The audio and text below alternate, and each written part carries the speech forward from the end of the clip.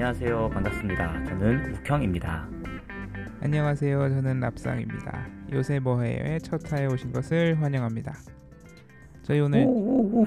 우 저희 오늘 첫 화니까 간단하게 자기소개부터 하고 그러고 시작하겠습니다. 저는 랍상이라고 하고요.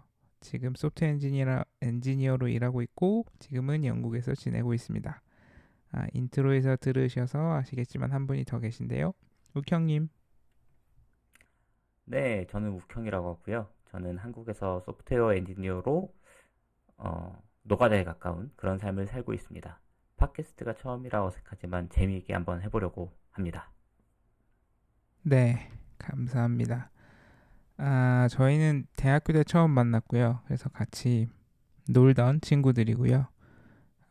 정말 운이 좋게도 아직도 좋은 사이로 남아 있어서 이렇게 팟캐스트도 같이 녹음을 하고 있습니다. 다만 저는 말씀드린 것처럼 영국에 있고 우형님은 한국에 계시다 보니까 자주는 못 만났는데 그래서 지금 이 팟캐스트도 원격으로 디스코드 틀어놓고 녹음을 하고 있습니다. 저 이거 첫 방만 몇 번째죠?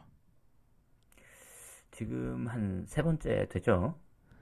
네, 첫 번째는 녹음을 했는데 편집을 못했나 안 했나 그랬고 두 번째는 편집은 했는데 서로 목소리가 너무 어색해서 다시 하고 편집도 한번 해보니까 하긴 하겠는데 좀 쉽지가 않고 그렇네요.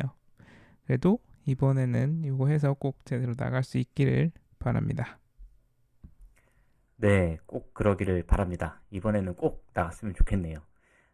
방송 제목이 요새 뭐예요인데 말 그대로 저희가 그때그때 관심 가는 그런 내용으로 매화 이야기를 해보려고 합니다.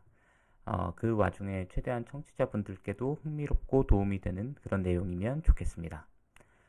오늘의 시작은 저희도 이제 서로 다른 나라에 있다 보니까 각자 나라에서 무슨 일이 벌어지고 있는지 잘 모를 때가 있는데 그걸로 한번 시작을 해보려 합니다. 납상님, 요새 영국에선 무슨 일이 있나요? 저도 뉴스를 잘 못 챙겨보게 되긴 하더라고요. 그래도 요새 일면에는 전 총리가 많이 나왔어요. 보리스 존슨. 벌써 전전인가요? 지금은 리시 수낙이고 그 전에는 리즈 트러스, 그 전이 보리스 존슨인데 그 박근혜 때처럼 탄핵된 건 아니긴 한데 형식은 자진 사임인데 여론 압박으로 쫓겨났죠 사실. 음, 근데 그럼 뉴스는 전전 총리가 왜 이렇게 많이 나오는 건가요? 그 보리스 존슨이 사임할 때 사람들이 이제 사임의 결정적인 원인으로 보는 게 여러 가지인데 그 중에도 개인적으로 가장 커 보였던 건 파티 게이트거든요. 코로나 때 다른 나라들처럼 영국도 락다운을 했는데 뭐 밖에는 운동하러 하루에 한 번만 나가야 되고 마스크 쓰고 뭐 사람들 모임에 명수에 제한을 두고 그런 식으로 했는데 그래놓고서 보리스 존슨이랑 사람들이 총리실에서 크리스마스 때 파티를 했죠. 안 걸렸으면 괜찮은데 그때 그 파티 사진이랑 그 파티에 있던 사람들의 메시지나 이런 게 어디서 터져버렸죠.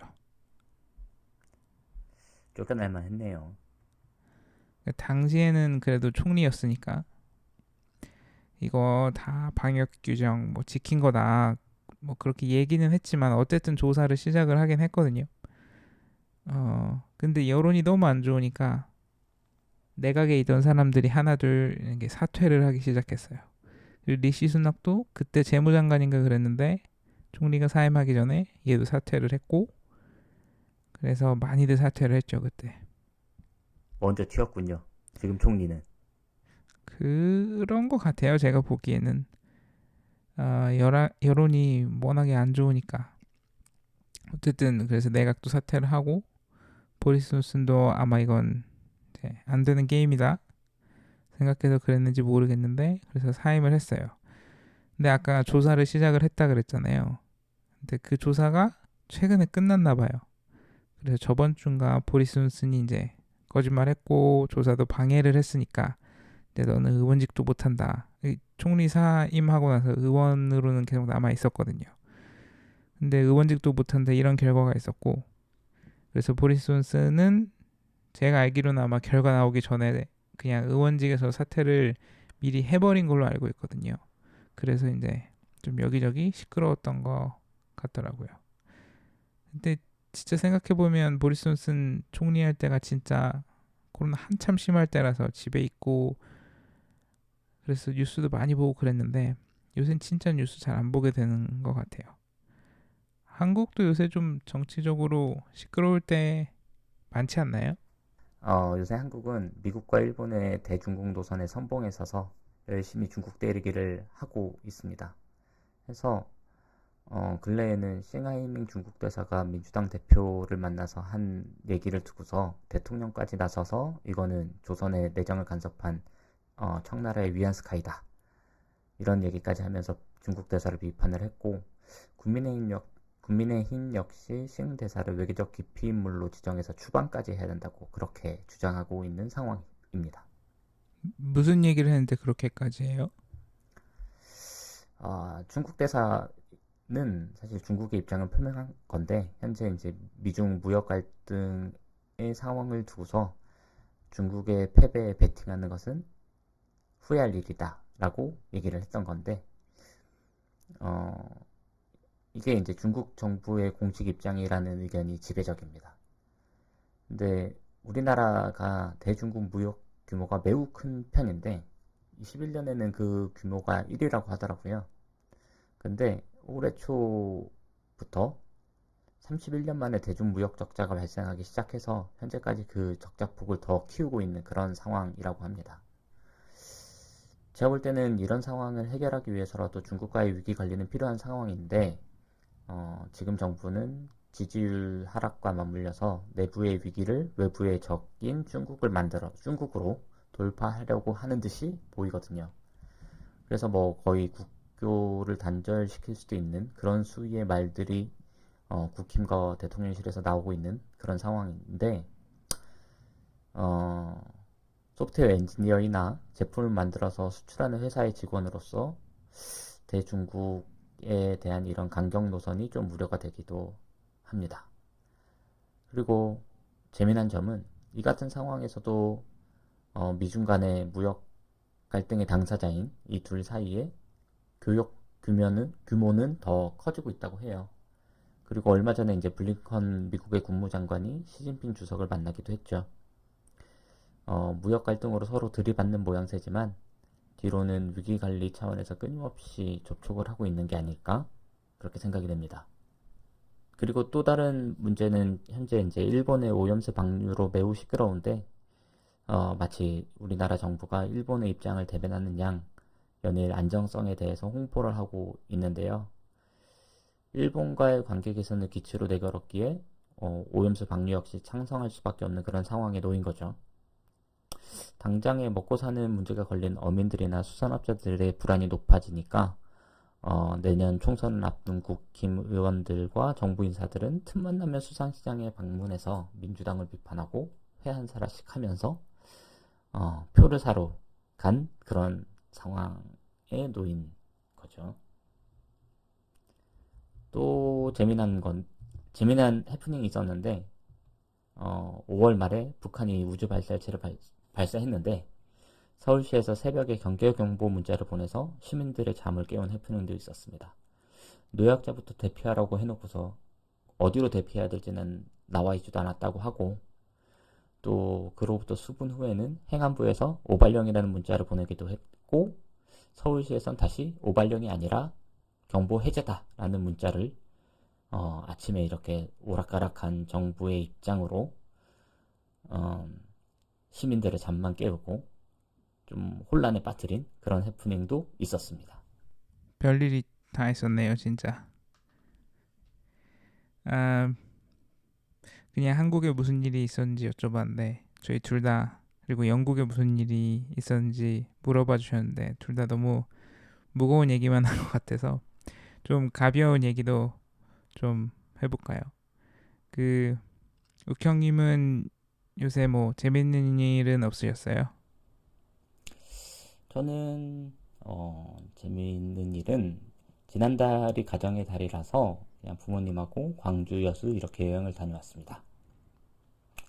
맛있는 거 많이 먹고 푹 쉬다가 왔는데, 어, 동생이랑 운전을 번갈아 하다 보니까 맵기 맛있는 거 먹으면서 소주 한잔 먹을 수 있다는 게 참 좋은 시간이었고, 또 6월 초에는 짧게 홍콩에 다녀왔는데, 딤섬과 베이퐁통 요리, 그리고 차찬탱 등 홍콩의 로컬 음식들을 즐기고 왔는데, 딤섬이 정말 예술이었습니다.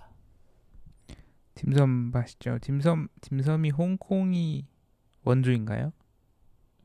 어? 그 부분은 제가 잘 모르겠네요. 저도 홍콩 가서 찾아보겠습니다. 네, 저도 홍콩 가서 딤섬 먹어봤는데 진짜 맛있더라고요. 그래도 저는 그 중에서는 소주가 제일 부럽습니다. 그 마음이 이해합니다. 제가 며칠만 안 먹고 먹어도 상당히 맛있더라고요, 소주는. 그래서 사실 욱형님은 이번 여행 말고도 평소에도 다른 여행도 많이 다니시는 편이잖아요. 그래서 오늘 저희 여행 얘기도 한번 해보려고 했는데 나름 코너 이름도 정했죠? 네, 바로 돈 벌어 떠나자입니다. 네, 진짜 코너 제목을 잘 지으신 것 같아요. 내가 돈을 벌지만 이 돈을 뭐에다 쓸지 목적 의식도 생기는 것 같고 잘 지으신 것 같습니다. 네, 제가 본격적으로 여행을 다니게 된 것도 입사 후에 돈을 벌게 되면서니까 그에 딱 알맞는 제목인데, 사실 학교 다닐 땐 돈도 없었지만 알바나 계절학기 때문에 시간도 없었거든요. 그래서 늦었지만 한 살이라도 젊을 때, 힘 있을 때 많이 나가서 많이 보고 다니자라는 생각으로 여기저기 열심히 다니고 있습니다. 그리고 또 여행을 해외로 나가면 회사에서 저를 찾기도 어려우니까 그것도 좀 장점이 될 수 있고요.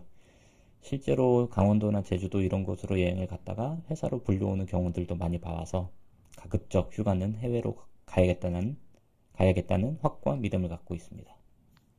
저 해외 가면 진짜 회사에서 찾기가 어렵죠. 그 해외는 그러면 어디에 가보셨어요? 요즘은 코로나 장벽이 거치면서 다시 많이들 해외로 나가고 계신데요. 어, 정말이지 어딜 가나 한국인 관광객들을 어렵지 않게 어렵지 않게 볼 수 있습니다. 그래서 저 역시 제가 다니는 곳이 특별하거나 한 것은 없고 많은 분들이 다니시는 그런 곳을 다니고 있는데, 다만 저는 이제 한번 가봤던 곳을 여러 번 가는 것을 좋아해서 여행 일정을 짤 때도 새로운 곳과 갔던 곳들을 섞어서 짜곤 합니다. 대부분 유럽이나 미주 쪽을 여행하고 있고요. 그렇게 섞어서 일정을 짜시려면 아마 자유여행을 하시는 것 같은데 그러면 자유여행을 더 선호하시는 건가요? 네, 저는 패키지보다는 자유여행을 더 선호하고, 물론 패키지도 재미난 경험이고 또 좋은 여행 방법이라고 생각합니다. 주요 스팟들을 알차게 밀도 있게 즐길 수 있다는 장점도 있고, 가이드분이 항상 함께 하기 때문에 역사적 배경과 문화적 맥락에서 알찬 설명도 해주시기 때문입니다. 그런 여행을 좋아하시거나 혹은 여행 일정을 짜는 것에 어려움을 느낀다면 패키지 여행을 추천드리는데, 저 같은 경우에는 패키지에서 얻을 수 있는 넓은 경험보다는 좁고 집중적인 경험을 더 선호하기 때문에 제 마음대로 할 수 있는 그런 자유여행을 선호하고 또 즐기고 있습니다. 그죠? 여행은 가서도 즐겁긴 하지만 저는 개인적으로 여행은 다녀와서 기억을 회상하거나 또는 새로운 여행을 준비하는 그 시기가 더 재밌는 것 같더라고요. 그리고 유럽이랑 미주 쪽을 가신다고 하셨었는데 유럽은 어디를 가보셨어요? 유럽은 파리나 런던은 한 네댓 번 정도 다녀온 듯 하고요. 그 외에는 유럽 전역을 두루 방문하고 있습니다. 최근에 간 곳은 작년 8월에 암스테르담, 런던, 파리 일정으로 이렇게 다녀왔는데요. 혼자 출발해서 중간에 런던에서 랍상님을 만나기도 했었죠. 암스테르담 하면 고흐미술관, 운하, 또 하이네켄 팩토리 등을 많이들 떠올리실 텐데, 암스테르담에 로컬 양조장들이 상당히 많이 있습니다. 맥주 좋아하시는 분들께 정말 추천합니다. 정말 다 맛있습니다. 여행 후에 한동안 이제 한국에서 맥주가 맛이 없어서 좀 어려움을 겪기도 했거든요, 저는. 제가 갔던 곳 중 하나가 트루스트라는 양조장인데, 암스테르담 중앙역에서 그리 멀지 않은 곳에 있습니다. 암스테르담 여기저기에 해당 양조장의 펍도 있기 때문에 어렵지 않게 접할 수도 있고, 저는 이 양조장에서 파는 맥주가 상도 여러 개를 받았더라고요. 특히나 이제 저는 뉴 잉글랜드 IPA가 정말 맛있었는데, 그 향과 목 넘김이 정말 맛있었고, 암스테르담 여행 중에는 제가 미술을 그림 보는 걸 좋아하다 보니까 1일 1미술관 1양주장 일정으로 짜서 낮에는 그림을 보고 오후에는 마음껏 맥주를 마시고 그렇게 좋아하는 그림들과 다양한 맥주를 즐기면서 며칠을 행복하게 보냈던 기억입니다. 그때 런던 오셨을 때 저희 같이 런던 프라이드 양조장도 갔었잖아요. 그쵸? 그 런던 프라이드 양조장 가서 20년 뒤에 같이 먹자 이러면서 묵혀둬도 되는 맥주 그거 같이 사서 저희 애 크면 같이 먹자 이러면서 샀던 기억이 있는데 암스테르담도 그렇고 혼자 가셨다고 했는데 혼자 다니다 보면 좀 남자라도 무서울 때 있지 않나요? 무섭죠. 항상 주의하면서 경계하면서 다녀야 됩니다. 유럽은 이제 특히나 소매치기나 좀도둑 등이 많기 때문에 이런 부분들을 경계해야 되고 많은 유튜브에서도 쉽지 않게 보실 수 있을 텐데 카페에 앉아만 있어도 눈앞에 놓은 전화기를 가져가는 경우도 많습니다. 해서 항상 몸에 소지하고 있는 게 중요하고요. 저 같은 경우에는 가방 안쪽에 미니 파우치를 덧대어서 여권과 현금을 넣고 항상 이제 가방을 소지하고 다니고 있습니다. 이게 이제 이렇게 한 이유는 지하철이나 사람 많은 곳에서 가방 밑을 뜯어서 찢어서 털어간다고 하더라고요. 그래서 좀 가방 안쪽에 위쪽 부분에 이렇게 덧대어 놨고요. 실제로 제가 16년에 로마에 갔을 때 만원 지하철을 타게 됐는데 제 주위를 집시 여럿이 둘러싸더니 제 주머니를 막 뒤지더라고요. 그때 이제 다행히 겨울이라서 가방을 앞으로 메고 그 위에 파카를 입고 있어서 지퍼까지 잠그고 이 집시들이 제 가방까지는 접근하지 못했지만 앞으로 유럽 여행을 계획하고 계신 분들은 이런 부분에 대해서 꼭 주의를 하셔야겠습니다. 집시 얘기는 진짜 무서운 것 같아요. 지하철 탔는데 누가 와서 둘러싸고 뒤지면 진짜 무서울 것 같아요. 무서운 얘기 말고 좀 재미난 얘기는 없어요? 이런 건 이제 여행의 아주 작은 주의해야 될 부분이고 그보단 더 재미나고 즐거운 경험들을 할 수 있죠. 재미난 에피소드 같은 경우에는 조지아를 방문했는데 이 조지아라는 나라는 술과 담배에 대해서 관대한 나라라고 하더라고요. 근데 이게 어느 정도인지 공항에서 택시를 타고 시내로 이동하는데 택시를 타자마자 아저씨가 자기 담배를 이렇게 권하더라고요. 피라고. 또 조지아의 수도 트빌리시 시내에는 강변에 이렇게 맥주를 파는 공장 같은 곳이 있는데 한 잔에 되게 쌌던 기억입니다. 한 500원 했나? 500cc가 그 공장변에 주르륵 써서 담벼락에서 맥주를 이렇게 먹다가 사람들이 맥주를 포장해서 자기 차로 이렇게 이동하는 그런 모습들도 있었고 그 외에는 런던에서 헤로 백화점에서 캐비아를 시식했었던 기억도 있고 베를린 여행 중에는 어떤 유스 호스텔 같은 곳을 지나는데 알고 보니까 거기가 북한 대사관이었던 거 그래서 놀랐던 기억도 있고 제가 생각할 때 여행의 묘미 중에 또 하나는 제가 갔던 곳들이 어떤 매스컴이나 영화에서 나올 때 그래서 제가 알아볼 때 나 저기 갔었던 곳이다 이런 느낌을 받을 때도 재밌는 부분이라고 생각하는데 재작년인가 테넷을 볼 때 오슬로의 튜벌맨이라는 지역에 나와서 그걸 알아볼 때가 좀 재밌었고 이번에 조닉4에서도 마지막쯤에 키아누 리브스가 계단을 올라가는 지역도 제가 갔던 곳이라서 알아봤을 때가 좀 재미있는 부분이었습니다. 앞으로 이제 차차 제가 다녔던 곳들 위주로 재미있었던 것들 아니면 맛있는 것들 위주로 소개하는 시간을 갖도록 하겠습니다. 네, 앞으로 많이 소개를 해주시면 저도 대리만족을 하는 걸로 그렇게 하고, 그럼 아까 홍콩 얘기해 주셨는데 최근에 홍콩 다녀오신 건가요? 네, 6월 초에 홍콩을 다녀왔고 작년에는 유럽과 미주 여행을 했었습니다. 작년에 코로나 아직 우리나라는 이제 코로나가 아직 코로나 기간이어서 많이들 못 나가셨을 텐데 저 같은 경우에는 6월, 8월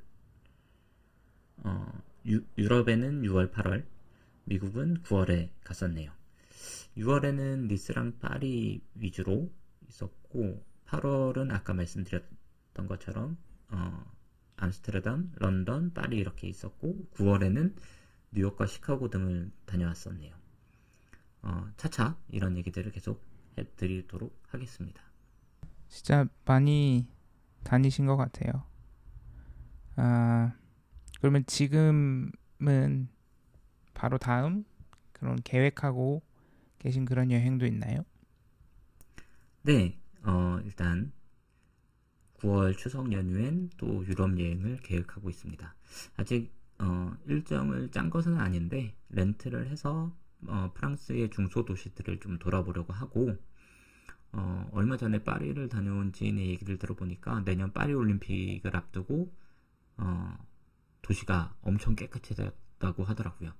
파리 하면은 이제 골목이나 지하철의 그런 찌든내나 쓰레기 등으로 이제 안 좋은 기억이 있을 텐데 지금 엄청 깨끗하고 노숙자도 다 몰아냈다라고 하더라고요.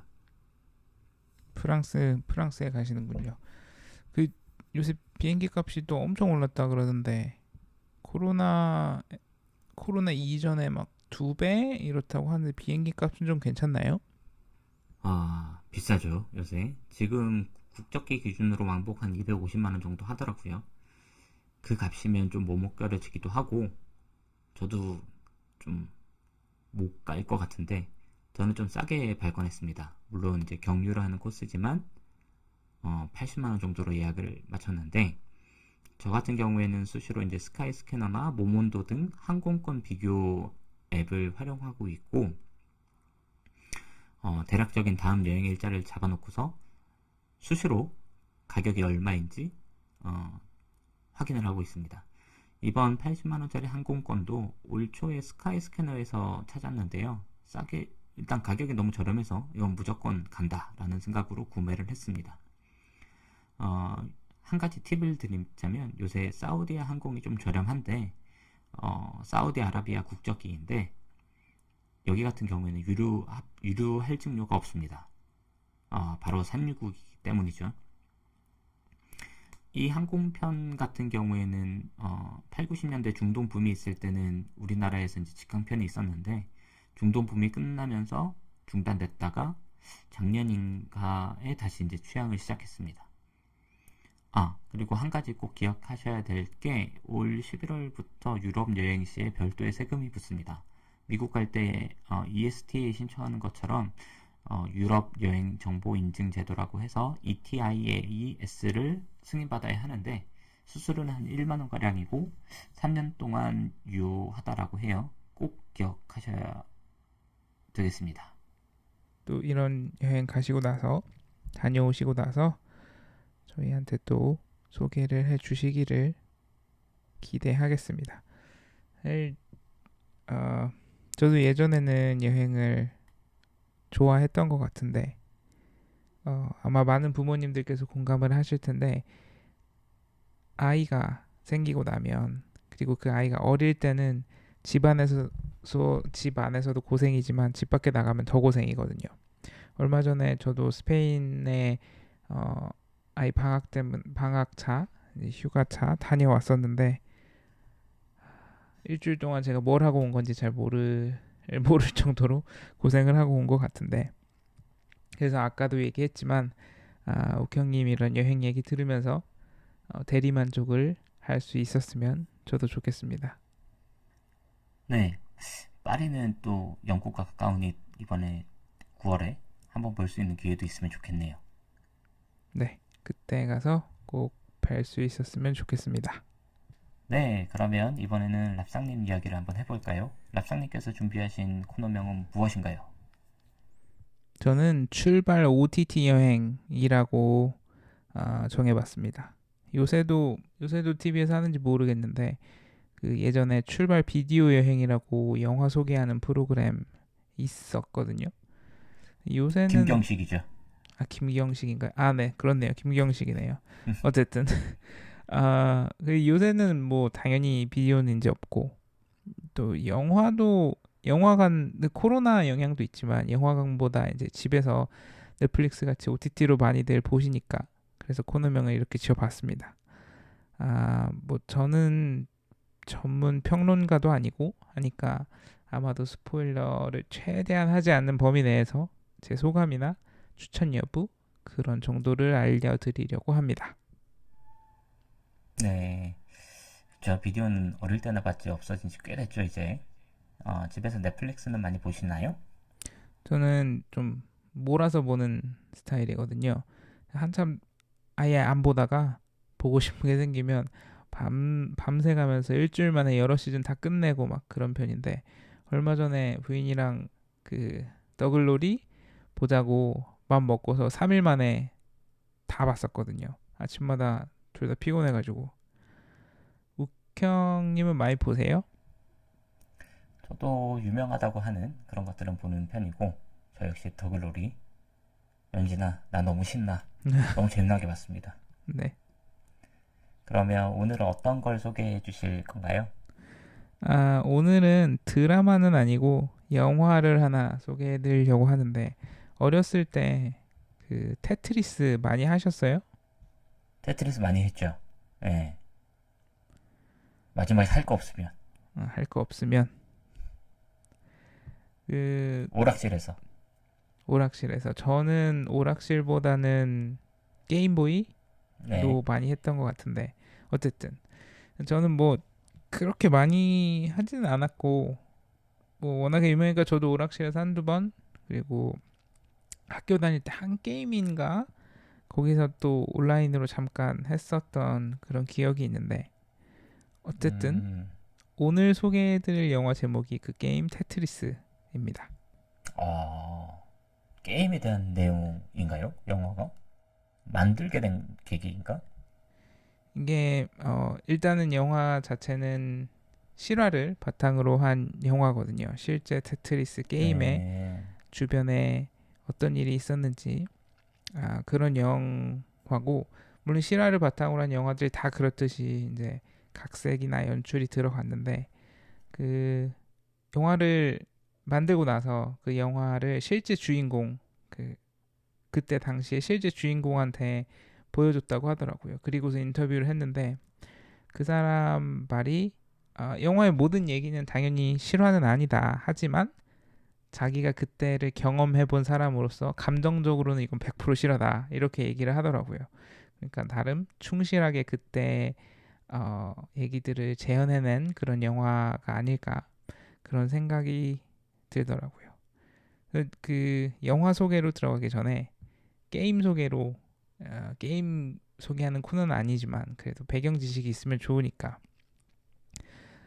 테트리스를 누가 만들었는지 아세요? 아니, 잘 모릅니다. 게임만 했죠, 저는. 저도 이 영화 보기 전에는 몰랐거든요. 근데 테트리스가 84년에 소련 개발자가 혼자 만들었다고 하더라고요. 음, 이름이 알렉세이 파지노프라는 사람인데 그 테트리스에 나오는 블럭들을 보면 정사각형 4개 붙여서 만든 블럭들이잖아요. 긴 거든 뭐 네. 구부러진 모양이든 그렇네. 그 정사각형 4개를 붙여서 나올 수 있는 모양이거든요. 그래서 그 도형들을 부르는 이름인데 테트로미노라고 한다고 하더라고요.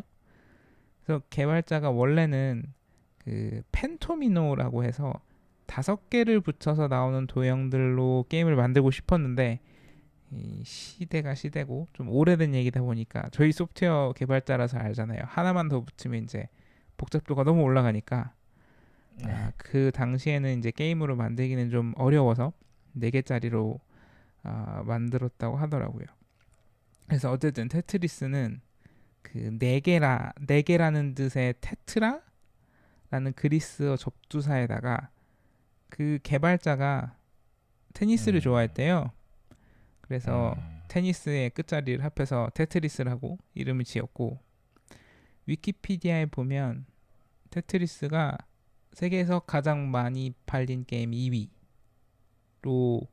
그 등록이 돼 있고, 또 기네스북에도 가장 많이 이식된 게임, 이식이라는 게 이제 PC로 만든 걸 뭐 콘솔 게임으로 옮기고, 또 콘솔 게임으로 만든 걸 아케이드로 옮기고, 이런 식으로 세계에서 가장 많이 이식된 게임으로 등재돼 있고, 또 공식 비공식적으로 가장 많은 아류작이 나온 게임으로 등재가 돼 있다고 음, 하니까, 그리고 또 2000년대에도 사실 되게 단순한 게임임에도 불구하고 2000년대에도 그 새로운 테트리스 게임들이 출시된다고 하더라고요. 그런 거 보면 저희가 생각했던 그냥 단순한 고전 게임보다는 훨씬 좀 대단한 느낌이 드는 그렇게 되더라고요. 다시 이제 영화로 돌아와서 아까 무슨 내용일까 궁금해 하셨었는데, 영화는 테트리스의 저작권을 둘러싼 저작권 쟁탈전에 관한 영화거든요. 음, 저도 영화를 보기 전에 아무런 사전 정보가 없었어요. 썸네일도 그냥 테트리스라고 영어로 써 있고, 배우만 떡하니 이제 대문에 있으니까 이게 무슨 내용인가 했는데, 영화 보고 나서 찾아보니까 테트리스 저작권 분쟁이 실제로도 유명한 사건이라고 하더라고요. 음, 스포일러가 될 수도 있으니까 자세하게 설명하기는 조금 뭐하지만, 왜 저작권이 문제가 되냐면, 그러니까 이게 소련 개발자에 의해서 개발이 됐다고 했잖아요.